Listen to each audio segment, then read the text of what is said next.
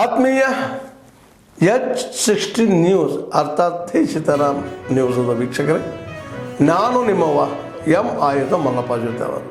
ತಾವು ಈಗ ಸುದ್ದಿಗಳ ಲೋಕಕ್ಕೆ ಎಂಟ್ರಿ ಹೊಡಿತಾ ಇದ್ದೀರಿ. ಈ ಸುದ್ದಿಗಳನ್ನು ಪ್ರತಿಯೊಂದು ನೋಡೋ ಜೊತೆಗೆ ನಿಮ್ಮ ಅಭಿಪ್ರಾಯಗಳನ್ನು ಹಚ್ತಾ ಇರಿ. ಯಾಕಂದರೆ ಈ ಸುದ್ದಿಗಳು ನಿಮಗಾಗಿ, ನಿಮ್ಮ ಬದುಕಿಗಾಗಿ, ನಿಮ್ಮ ವೈಚಾರಿಕೆಗಾಗಿ, ನಿಮ್ಮ ತಿಳುವಳಿಕೆಗಾಗಿ ಅನ್ನೋದು ನಿಮಗೂ ಗೊತ್ತು. ಜೊತೆಗೆ ನಮಗೂ ನಿಮ್ಮೊಂದಿಗೆ ಇದೊಂದು ಮಾತಾಡುವಂಥ ಜೊತೆಗೆ ಸುದ್ದಿಗಳನ್ನು ಬಿಡುವಂಥ ಕೆಲಸ. ಈ ಕೆಲಸದಲ್ಲಿ ನಾವು ನಿಮ್ಮೊಂದಿಗಿದ್ದೀವಿ ಅಂತ ಹೇಳ್ತಾ ನೋಡ್ತಾ ಇರಿ ಈ ಸುದ್ದಿಗಳನ್ನು.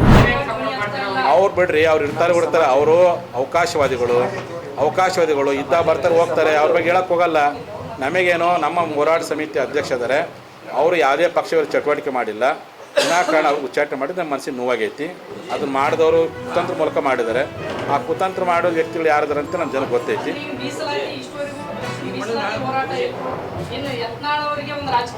ಇಲ್ಲ ನೋಡ್ರಿ, ಮೀಸಲಾತಿ ಹೋರಾಟ ನಮ್ಮ ಪ್ರಥಮ ಆದ್ಯತೆ. ಆ ಹೋರಾಟ ಮಾಡುವಂಥ ನಾಯಕರುಗಳ ಅನ್ಯಾಯವಾದಾಗ ಅವ್ರ ಪರ ನಿಲ್ಲುವುದು ನಮ್ಮ ಕರ್ತವ್ಯ. ಅದು ಯಾರೇ ಆಗಿರಲಿ, ಅದು ಬಸವ ಪಾಟೀಲ್ ಯತ್ನಾಳ್ ಆಗಿರಲಿ, ನಾಳೆ ಅರವಿಂದ್ ಬೆಲ್ಲದಾಗಿರಲಿ, ಹಿರಣ್ಣ ಕಾಡೆ ಆಗಿರಲಿ, CCP ಯಾರೇ ಆಗಿರಲಿ, ನಮ್ಮ ಪರವಾಗಿ ಪ್ರಾಮಾಣಿಕವಾಗಿ ಪಕ್ಷದ ಅಂಗನ ತೋರು ಹೋರಾಟ ಮಾಡುವಂಥ ವ್ಯಕ್ತಿ ಯಾರೇ ಇರಲಿ, ಅವ್ರಿಗೆ ಅನ್ಯಾಯವಾದಾಗ ಅವ್ರ ಪರವಾಗಿ ಮೊದಲೇ ನಿಂತ್ಕೊಂಡು ಈಗ ನಿಂತ್ಕೊಂಡು ಬಂದರು. ನೋಡ್ರಿ, ಮಿನಿಸ್ಟ್ರಿಗೆ ಅಥವಾ ಪೋಸ್ಟಿಗೆ ನಮ್ಮ ಸಂಬಂಧ ಇಲ್ಲ. ಅವ್ರ ರಾಜಕೀಯ ಅಲ್ರಿ, ಅವ್ರ ಮಿನಿಸ್ಟ್ರಿ ತಗ್ತಾಗೂ ಮಾತಾಡೇವಿ, ಎಲ್ಲರ ಪರ ಮಾತಾಡಿ ಹೋರಾಟ ಇದು ನೋಡ್ರಿ, ಅದು ರಾಜಕೀಯ ಸ್ಥಾನಮಾನ, ಇದು ರಾಜಕೀಯ ಅನ್ಯಾಯ, ಇದು ಪರ ಮಾತಾಡ್ಕತ್ತೆ. ಅದೇ ಅವ್ರಿಗೆ ಅಂತ ಅನ್ಯಾಯ ಅವ್ರ ಪರಗೆ ಮಾತಾಡ್ತೇವೆ, ಅವ್ರಿಗೆ ಅನ್ಯಾಯ ಆದಾಗ ಅವ್ರ ಪರಗೆ ಮಾತಾಡ್ತೇವೆ. ಅವ್ರಿಗೆ ಅನ್ಯಾಯ ಆಗಲಿ, ನೇರವಾಗಿ ನಿಮಗೆಲ್ಲ ಗೊತ್ತಿದೆ. ನಾನು ಆಲ್ರೆಡಿ ನಿನ್ನೆ ಧಾರವಾಡ ಪ್ರೆಸ್ ಮೀಟ್ ಹೇಳಿದ್ದೀನಿ, ಇವತ್ತು ಬೆಳಗಾವಿ ಪ್ರೆಸ್ ಮೀಟ್. ನನ್ನ ನಾಲಿಗೆಯನ್ನು ಹೇಳಿ ಯಾಕೆ ನಾವು ಹೊಲಸು ಮಾಡ್ಕೊಳ್ಳಿ. ಈಗ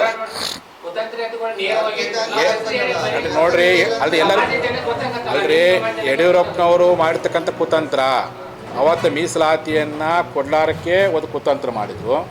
ಇವತ್ತು ಬಸವನಗೌಡ ಪಾಟೀಲ್ ಯತ್ನಾಳ್ ಜನಪ್ರಿಯತೆ, ಎಲ್ಲಿ ಅವರು ರಾಜ್ಯದ ಮುಖ್ಯಮಂತ್ರಿ ಆಗ್ತಾರೋ, ಎಲ್ಲಿ ಅವರು ರಾಜ್ಯಾಧ್ಯಕ್ಷರಾಗ್ತಾರೋ, ಈ ಒಂದು ಹೊಟ್ಟೆ ಕಿಚ್ಚು ಕಾರಣಕ್ಕೋಸ್ಕರ ಇವತ್ತು ಕುತಂತ್ರ ಮಾಡಿರೋವಂಥ ಅನುಮಾನ ನಾನು ಹೇಳ್ತೇನೆ, ಇಡೀ ರಾಜ್ಯ ಜನತೆ ಹೇಳ್ತೇನೆ, ಇಡೀ ಸೋಷಿಯಲ್ ಮೀಡಿಯಾ ಹೇಳ್ತಾ ಇದೆ. ಆ ಕಾರಣಕ್ಕೋಸ್ಕರವಾಗಿ ಅವತ್ತು ಮೀಸಲಾತಿಗೆ ವಿರೋಧ ಮಾಡುವಂಥ ಮನಸ್ಸುಗಳೇ ಇವತ್ತು ಬಸವನಗೌಡ ಪಾಟೀಲ್ ಯತ್ನಾಳ್ ಕುತಂತ್ರ ಮೂಲಕವಾಗಿ ಉಚ್ಚಾಟನೆ ಮಾಡೋ ಪ್ರಯತ್ನ ಮಾಡಿದ್ದಾರೆ. ಅವ್ರಿಗೆ ಈ ರೀತಿ 6 ವರ್ಷ ಉಚ್ಚಾಟನೆ ಆದ ತಕ್ಷಣ ನಿಮ್ಮ ಸಮಾಜ ತಕ್ಷಣ ಬೀದಿಗಿಳಿದು ಹೋರಾಟ ನೆರವಿಗೆ ಧಾವಿಸಬೇಕಾಗಿತ್ತು. ಎಲ್ಲ ಕಡೆ ಎಲ್ಲ ಕಡೆ ನಮ್ಮ ಸಮಾಜದವರು ಪ್ರತಿಭಟನೆ ಮಾಡಕತ್ತಾರೆ. ಈಗಾಗಲೇ ಗೋಕಾಕ್ ತಾಲೂಕಿನ ಫಸ್ಟ್ ಬಳುಗೋಳ ಹಳ್ಳಿಯವರು ಅವ್ರು ಇವತ್ತು ಅಲ್ಲೇ ಪ್ರತಿಕೂಲ ಮಾಡೋ ಪ್ರತಿಭಟನೆ ಮಾಡಿದ್ದಾರೆ. ಬೈಲೊಂಗಲ ತಾಲೂಕಿನವ್ರು ಈಗ ತಾನೇ ಬೈಕ್ ರ್ಯಾಲಿ ಮಾಡಿ ಪ್ರತಿಭಟನೆ ಮಾಡಿದ್ದಾರೆ. ವಿಜಯಪುರದ ಪ್ರತಿಭಟನೆ ಸಮಾಜದವರು ನೋಡ್ರಿ, ಆಯಾ ತಾಲೂಕು ಮಟ್ಟದಲ್ಲಿ, ಜಿಲ್ಲಾ ಮಟ್ಟದಲ್ಲಿ ನಮ್ಮ ಸಮಾಜ ವಾಲಂಟಿಯರ್ ಪ್ರತಿಭಟನೆ ಮಾಡಕತ್ತಾರೆ. ರಾಜ್ಯ ಮಟ್ಟದ ಪ್ರತಿಭಟನೆಯನ್ನು ಬೆಳಗಾವಿಯಲ್ಲಿ ಏಪ್ರಿಲ್ 13 ತಾರೀಕು ಮಾಡ್ತೀವಿ. 10ನೇ ತಾರೀಕು ಒಳಗಾಗೇ ಆದೇಶ ಪತ್ರ ಪಡೆದೇ ಹೋದರೆ 13 ಗೃಹ ಪ್ರತಿಭಟನೆ ಸಮಿತಿ ಮಾಡ್ತೀವಿ. ಅವತ್ತು ನಮ್ಮ ಅಂತಿಮ ನಿರ್ಧಾರವನ್ನು ನಾವು ಕೈಗೊಳ್ತೀವಿ. ಸಾಧ್ಯವಾದರೆ ಆ ಪಕ್ಷದ ವರಿಷ್ಠ ಏನಾದರೂ ಮಾತುಕತೆ ಕರೆದ್ರೆ ನಮ್ಮ ಸಮಾಜ ಮುಖಂಡರು ನಾವು ಮಾತುಕತೆ ಹೋಗ್ತೀವಿ. ನೀವು ವರಿಷ್ಠ ಆಗಿರ್ತಕ್ಕಂಥವ್ರು ನಿಮ್ಮ ಪಕ್ಷದಲ್ಲಿರ್ತಕ್ಕಂಥ ಅಸಮಾಧಾನಗಳನ್ನು ಬಗೆಹರಿಸೋ ಪ್ರಯತ್ನ ಮಾಡಬೇಕಾಗಿತ್ತು. ಪಕ್ಷ ವಿರೋಧ ಚಟುವಟಿಕೆ ಮಾಡುವಂಥವ್ರು ಅನೇಕರಿದ್ದಾರೆ. ಅಡ್ಜಸ್ಟ್ಮೆಂಟ್ ರಾಜಕಾರಣ ಅಂತ ಏನು ಕರೀತಂತ ಅನೇಕ ನಿಮ್ಮ ಪಕ್ಷದಾಗಿದ್ದಾರೆ. ನಾನು ಪಕ್ಷ ರಾಜಕಾರಣ ಬಗ್ಗೆ ಮಾತಾಡ್ತಿಲ್ಲ. ಅವ್ರ ಬಗ್ಗೆ ಕ್ರಮ ಕೈಗೊಳ್ಳಾರ್ದೇ ಪಕ್ಷ ವಿರೋಧ ಚಟುವಟಿಕೆ ಮಾಡಲಾರ್ದಿರ್ತಕ್ಕಂತಹ ನಿಸ್ವಾರ್ಥವಾಗಿ ಸಮಾಜದ ಬಗ್ಗೆ, ಉತ್ತರಗಳ ಅಭಿವೃದ್ಧಿ ಬಗ್ಗೆ, ಎಲ್ಲ ಜಾತಿ ಜನಗಳ ಬಗ್ಗೆ, ಮೀಸಲಾತಿ ಬಗ್ಗೆ ಧ್ವನಿ ಎತ್ತಿರ್ತಕ್ಕಂಥ, ಉತ್ತರ ಕರ್ನಾಟಕದ ಬಗ್ಗೆ ಕಾಳಜಿ ಮಾಡಿರ್ತಕ್ಕಂಥ, ನಿಮ್ಮ ಪಕ್ಷದ ಒಳಗಿರ್ತಕ್ಕಂಥ ಭ್ರಷ್ಟಾಚಾರ ಮತ್ತು ಕುಟುಂಬ ರಾಜಕಾರಣ ಬಗ್ಗೆ ಧ್ವನಿ ಎತ್ತದ ವ್ಯಕ್ತಿಗಳನ್ನು ಏಕೈಕಿ ಉಚ್ಚಾಟನೆ ಮಾಡಿರ್ತಕ್ಕಂಥದ್ದು, ಎಲ್ಲೇ ಒಂದು ಕಡೆ ಪಂಚಮಸಾಲಿ ಹೋರಾಟವನ್ನು ಕಡೆಗಣಿಸುವಂತಹ, ಉತ್ತರ ಕರ್ನಾಟಕ ನಾಯಕತ್ವವನ್ನು ಹತ್ತಿಕ್ಕುವಂತಹ ಕುತಂತ್ರಕ್ಕೋಸ್ಕರವಾಗಿಯೇ ಇವತ್ತು ಬಸವನಗೌಡ ಪಾಟೀಲ್ ಯತ್ನಾಳ್ ಅವರನ್ನು ಉಚ್ಚಾಟನೆ ತಾವು ಮಾಡಿದರೆ ಎನ್ನುವಂಥ ಅನುಮಾನ ನಮಗೆಲ್ಲ ವ್ಯಕ್ತವಾಗಿದೆ. ಆ ಕಾರಣಕ್ಕೋಸ್ಕರವಾಗಿ ನಮ್ಮ ಸಮಾಜ ಯಾವ ಕಾರಣಕ್ಕೂ ಜೊತೆಗೆಟ್ಟಿಲ್ಲ. ಇಂಥ ಅನೇಕ ಸವಾಲುಗಳನ್ನು ನಾವು ಗಟ್ಟಿಯಾಗಿ ಎದುರಿಸಿದ್ದೇವೆ. ಕಳೆದ 4 ವರ್ಷಗಳ ಮೀಸಲಾತಿ ಹೋರಾಟದಲ್ಲಿ ಅನೇಕ ಬಾರಿ ಬಸವನಗೌಡರಿಗೆ ಉಚ್ಚಾಟನೆ ಮಾಡಲಿಕ್ಕೆ ಪತ್ರ ಕೊಟ್ಟರು. ನಾವು ಯಾರು ಜೊತೆಗೆಟ್ಟಿಲ್ಲ. ಆದರೆ ಮತ್ತೆ ಪಕ್ಷದ ಹೈಕಮಾಂಡು ಈ ಜನಾಂಗದ ಶಕ್ತಿ ನೋಡಿಕೊಂಡು ಅವರಿಗೆ ಗೌರವಿಸಿದೆ. ಇವತ್ತು ಏಕೈಕ ಉಚ್ಚಾಟನೆ ಮಾಡಿದರೆ ಅಂತ ನಾವು ಧೃತಿಗೆಟ್ಟಿಲ್ಲ. ಸಮಾಜ ಬಾಂಧವರು ಧೃತಿಗೆಡುವಂಥ ಅವಶ್ಯಕತೆ ಇಲ್ಲ. ಈ ರೀತಿಯಾಗಿರ್ತಕ್ಕಂಥ ಏನೇ ಕುತಂತ್ರಗಳನ್ನು ಹಿಮ್ಮೆಟ್ಟಿಸುವಂಥ ಶಕ್ತಿ ಈ ಸಮಾಜಕ್ಕಿದೆ.